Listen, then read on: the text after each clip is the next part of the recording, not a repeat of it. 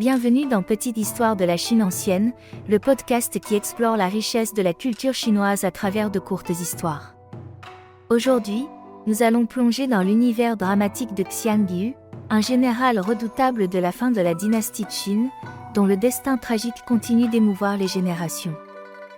Après la chute de l'Empire Qin au IIIe siècle avant notre ère, la Chine entre dans une période de guerre civile. Deux figures émergent, Liu Bang, futur fondateur de la dynastie Han, et Xiang Yu, surnommé le roi hégémon des Shu de l'Ouest. D'abord alliés contre Qin, ils deviennent vite rivaux, dans une lutte acharnée pour le pouvoir. Xiang Yu, célèbre pour sa force et son courage, domine d'abord les champs de bataille. Mais peu à peu, il se laisse dépasser par les stratégies politiques et militaires de Liu Bang, et de ses conseillers, Ran Xin, Zhang Yang et Xiao Re. L'armée de Shu subit revers après revers.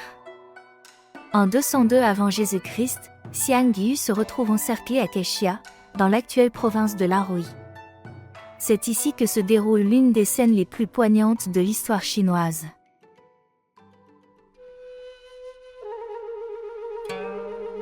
La nuit, les soldats de Liu Ban entonnent des chants populaires de Shu, la région natale de Xiang Yu. Entendant les airs de sa terre natale chantés par l'ennemi, il croit que son pays tout entier est déjà tombé aux mains de Liu Bang. Pris de désespoir, son armée se démoralise. Xiang Yu organise un dernier banquet pour ses fidèles. Yu Ji, sa compagne de toujours, l'accompagne. Elle comprend qu'elle ne pourra pas suivre son bien-aimé dans sa fuite. Plutôt que de devenir un fardeau pour lui, elle choisit de se donner la mort avec son épée, devant lui.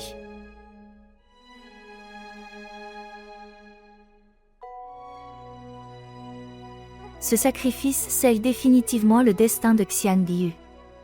Il perd non seulement son armée et son royaume, mais aussi la femme qu'il aimait profondément. Après cela, il n'a plus rien à perdre, sinon son honneur. Plus tard, Xiang Yu parvient à fuir avec quelques soldats, jusqu'à la rivière Wu. Là, le passeur lui propose de traverser pour retourner à l'est, et recommencer.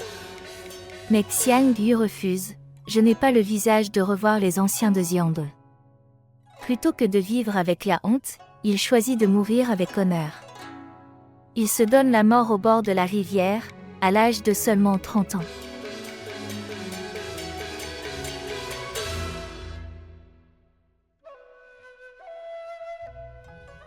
Sa mort marque la fin de la guerre Shu-Han et l'avènement de la dynastie Han. Mais pour le peuple, Xiang Yu devient un symbole éternel, celui du héros tragique, de l'homme trop fier, trop pur, incapable de faire des compromis pour survivre. L'histoire de Xiang Yu et Yu Ji, mêlant loyauté, passion et tragédie, a été chantée pendant des siècles par les poètes, les dramaturges et les artistes. Elle a inspiré d'innombrables œuvres, dont la célèbre pièce d'opéra chinois, Adieu du roi hégémon à sa favorite, et son adaptation cinématographique, acclamée dans le monde entier. Merci de nous avoir écoutés, et à très bientôt pour un nouvel épisode.